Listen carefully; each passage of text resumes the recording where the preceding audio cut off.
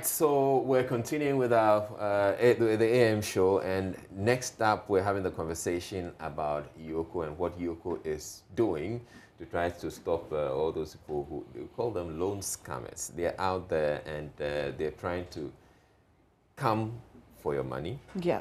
And EOCO says they're not going to allow that to happen. So thank you very much, EOCO, for wanting to do that. But it started with a text message. I'm sure you got the text message too. Yeah, so the text message going around to salaried workers about getting a loan. And the thing is that we're in times where people do need, extra money and extra income. Yeah. So if you have people reaching out to you with a modicum of credibility, then you feel like, okay, maybe this is something I should do. However, the interesting thing when you see some of these messages or you follow through with some of these things is when somebody who is offering you help, offering you a loan, offering you a scholarship, or offering you something asks you for money. I mean, that should be the point at which you're like, no, I'll pay for the registration, I'll pay for the forms, I'll pay for that.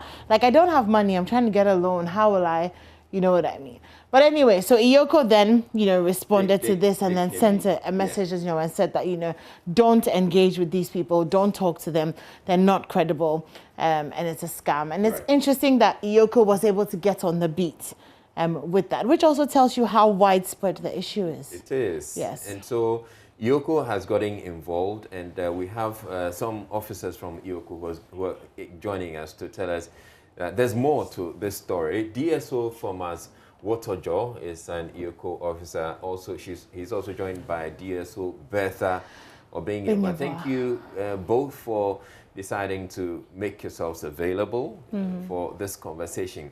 So I'd want to start with you, Bertha. How did this whole thing start, or at what point did EOCO come in? Israel, and then good morning to your viewers. Good morning. So in recent times, EOCO has received a number of complaints from government workers who are falling victims to various loan scams. So based on the complaints, analysis have been made, and we realized that the scammers are targeting workers on government payroll, that is those who receive their salaries from the Controller and Accountants General Department. So that's how EOCO got to know about the things going on. So you've had people who have come to complain to you? Yes, and a lot of people. Oh, when you say a lot of people, how many do you mean? Give us an idea. More than 100. Wow. Because the complaints come from around the country, from various regions, various districts. And after analysis, we realized it has to do with the personal details and then government workers who have their funds locked up at Controller and Accountants General's Department. Wow. All right, so that's an interesting bit too that I got to know about. I would want you to come in, DSO Thomas Wotojo. How do they go about this thing when it comes to people whose salaries are locked up at the Controller and Accountant General's Department? All right, thank you, Israel. Yes, the office has received a number of complaints, as my colleague has said. Having analyzed this complaint, it became clear that these scammers are targeting workers on government payroll. Now, we've identified two modes of operation of these scammers. These are what we call the lockup funds scam and the personal details scam. So with the lockup funds scam, the scammers are targeting workers who have some monies locked up with the Controller and Accountant General's Department. So, for instance, a newly employed government worker may have his or her salary delayed for some months. And when Controller starts paying his salary, all the arrests are not paid at once. So this money becomes the lockup money, which sometimes the worker have to follow up on in order to have it paid. This is where the scammers take interest. They are able to get a list of workers who are in this particular situation. Once a scammer gets the name I want to find out how are they able to get to know exactly this list of people whose funds have been locked up? Yeah, we are still investigating. We are still investigating that. So at the appropriate time, the full details will come out. As of now, we are looking into that aspect as well. Oh, all right. What kind of details are they able to access? Apart from the fact that these people may be on their list, are they able to access their contact details, phone numbers, addresses? How do they actually even just get in touch with these people? Exactly. So they get access to the names of the staff and then his contacts. So once they get this contact, they place a call to the government worker, introducing themselves as a worker of controller. So hold on.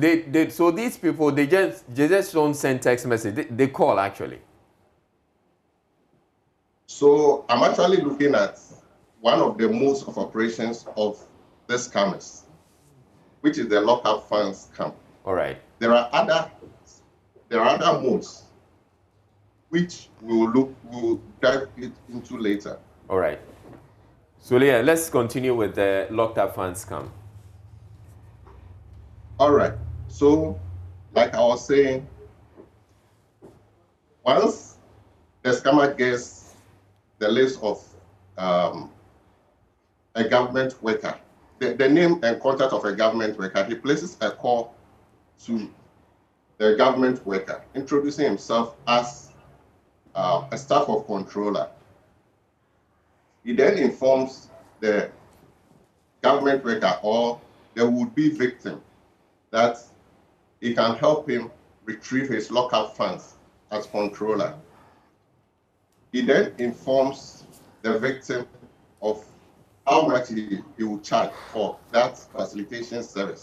Which is usually how much? Well, it depends. Normally, it is pegged at a percentage to the lockup funds.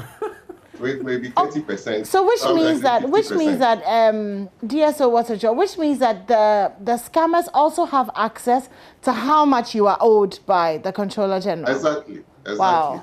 Okay. Exactly. Right. So they are able to convince the government worker to believe that the easiest way to retrieve the lockup funds is for the government worker to acquire a loan so that the lockup funds will be used to offset that particular loan. Once the government worker is convinced, he proceeds to acquire this loan. The scammer then demands for his fees. Sorry, again, acquire this loan from where? From any financial institution. Right, okay. Yes. So once the government worker acquires the loan, the scammer demands for his fees, threatening to stop the process of facilitating the retrieval of the lockup funds if he is not paid. Right. So normally, out of fear, the government worker would yield to his threats and then pay the money in the hope that he will get his lockup funds. Unfortunately for the worker, once he pays that money, the scammer vanishes and the worker is left with a loan on his pay slip to pay. So this is how the lockup funds scam largely works. DSO what's a job? Are there brackets of salary that these scammers target? You know, is there a minimum amount of money owed by the Controller General to the worker that the scammers target? Oh, not really. They normally actually target government workers who are having difficulty accessing their lockup funds. So once they're able to get a list of government who have difficulty accessing their lockup funds, they try to push their scam on them. All right. So from what you've told us so far, essentially, they'll help you to get the loan. once you get the loan, you're supposed to pay them their fee. Wait, are they helping you to get the loan? Essentially. They are not really helping you to get the loan. Okay. They actually don't work as controllers, so they can't help you. No, however, they're able to convince you. Yeah. They're able to convince you that they can help you through maybe some documentations, etc. They may show you. Once you are convinced, they then play on your intelligence to go for a loan. Oh, so you will go for the loan? Yes. So once you get that loan, they demand their fees from the loan with a lot of threats. That if you don't pay them, they are not going to fast track or facilitate the retrieval of your local funds. So then you pay them the fees, and then that's it for them? Yes, and they disappear. Have you been successful in apprehending or getting the police to apprehend any of these people at all? Well, these are new trends we are observing. So actually, we are now investigating a lot of the complaints we've received. We just want to sensitize the public against it whilst we do our investigation. That's how come we are out there telling the public about these scams. So the other one you're saying is when they send you the text message. And can you explain that for us as well? All right. Let me come in Israel. All right. So that is what we call the personal details loan. So with this, you keep receiving text messages, and all government workers can relate to that. Especially on Sundays, you can get as many as 50 text messages. 50, asking you to come for a loan at a reduced rate. Wow. Yes. So when you call them to acquire a loan, they then take your personal details. That is your ID card, your name, and all those things. And then a controller has introduced e-payslip platform where staff log in to check their payroll and then give a mandate to third parties to do deductions on their payroll. So when they are assisting you to acquire the loan, that is the relationship officers of the various financial institutions, they take these details from the workers and they help you to acquire the loan.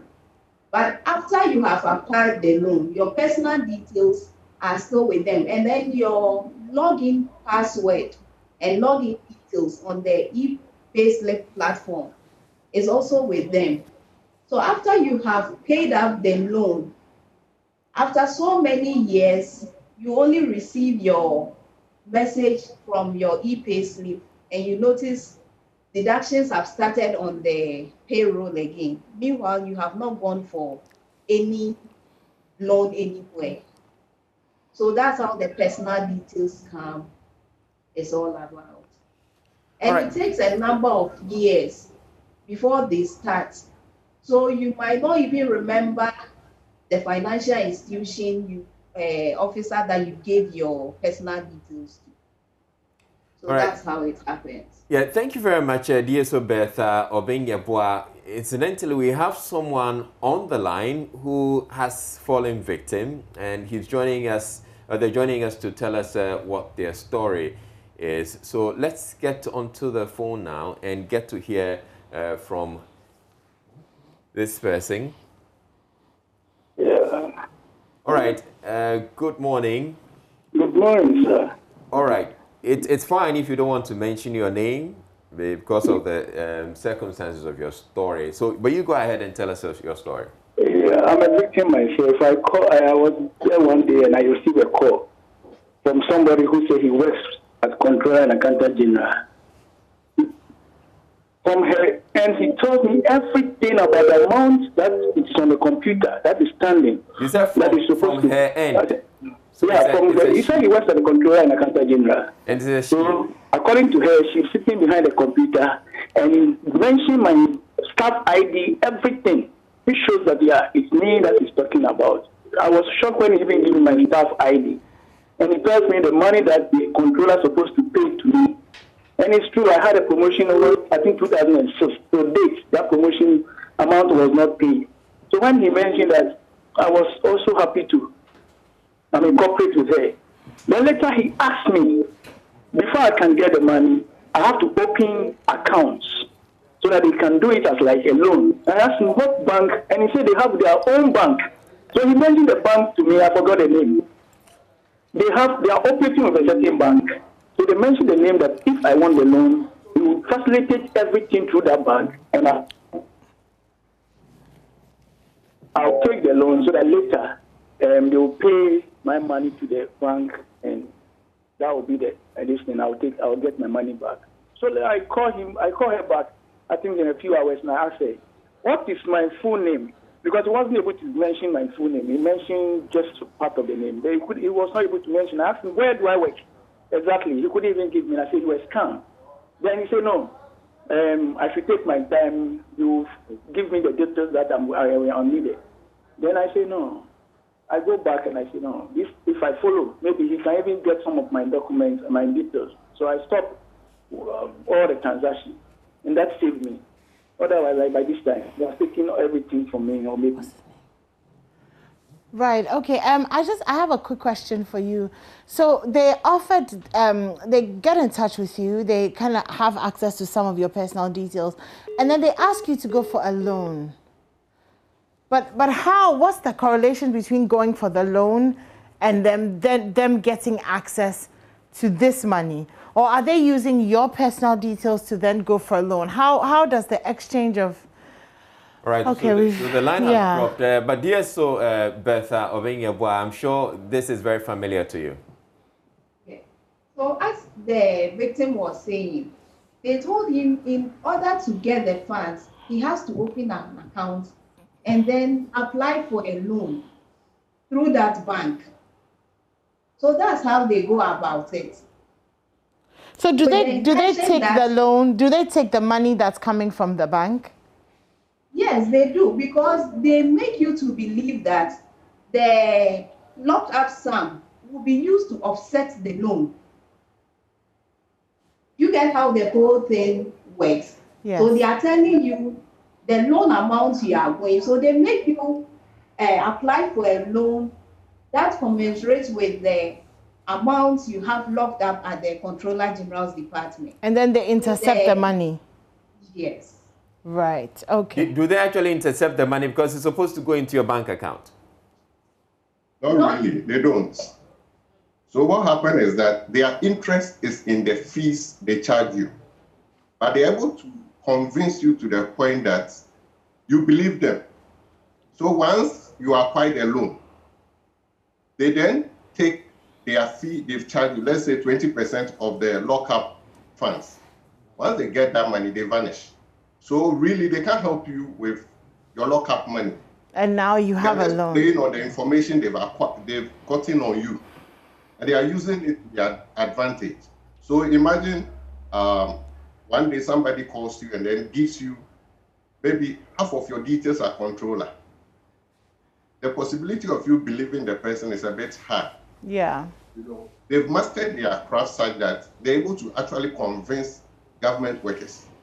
So once they're able to convince you like that, you are likely to part with some money when the loan comes, because they are only making you acquire the loan for purposes of getting some of the loan. So they don't really intercept the loan. All right. Okay. So what's your advice to government workers and people, salaried workers who tend to get some of these calls and text messages? We would advise all government workers to go to financial institutions that are credible. And then frequently they should change their login details on the ePayslip platform. With the advent of hackers all over, even if you don't give your details to anyone, they can still hack into the system and get your details. So government workers are advised to change their passwords, their login details frequently. And then they should also contact their institutions when it comes to applying for loans, their finance or accounts department, to assist them in acquiring loans, since those departments are safer compared to getting third parties in assisting them to acquire loans. Okay, so to add to that, there is what we call do it yourself. So what it means is that if you want to acquire loan, if you have local funds with controller that you need to access, make sure you do it yourself. Don't involve third parties, because the involvement of third parties is where the scam comes in. I will also add that at no point should any government worker give out his personal details. That is the staff ID number and then the e-payslip password. With these two, anybody can enter your system and then apply for a loan, and all you realize is that there are deductions on your payslip which you have no idea about. So at every point, if you are applying for a loan and then the agent requires some documents, open the platform yourself or open the portal yourself and print whatever documents the agent wants for him. Don't give your password details to him. Actually, most government workers are fan of that. I don't know whether it's because of, should I use the word laziness? They are so quick to hand over their password details to third parties to do everything for them to have their loan. But once they get that password, it is with them, and it can end up in the wrong hands for purposes of defrauding you in future. So this is what I would want to add. All right. All right. So thank you very much for enlightening the public. But I would want to say that whilst you're going after these loan scammers, I hope your investigations also will look at the people, some persons at the Controller and Accountant General who may be conniving with these people. There are also banks involved, as you've mentioned, and whichever institution may be aiding or conniving and helping these scammers as they go about their way. But thank you to you both for making time to speak with us, and you enjoy your yes. Yes, if I may add this. All right. Any victim of any loan scam should kindly report to our office. Okay. And these are our details. We have the EOCO Ghana 2020@gmail.com. Should the person send an email to that email address, the person will be contacted. Then our numbers are 0302 634363. I repeat, 0302 634363. Okay. The person can also send us a WhatsApp message on 0579 70 906 0579 70 9066. Or the person, of course, can equally visit our office or any of our offices across the country. Thank you.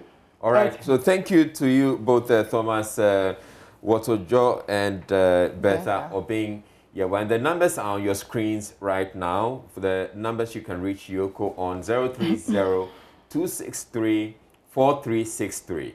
030-263-4363. We'll get to you the WhatsApp number a little later, but thank you very much.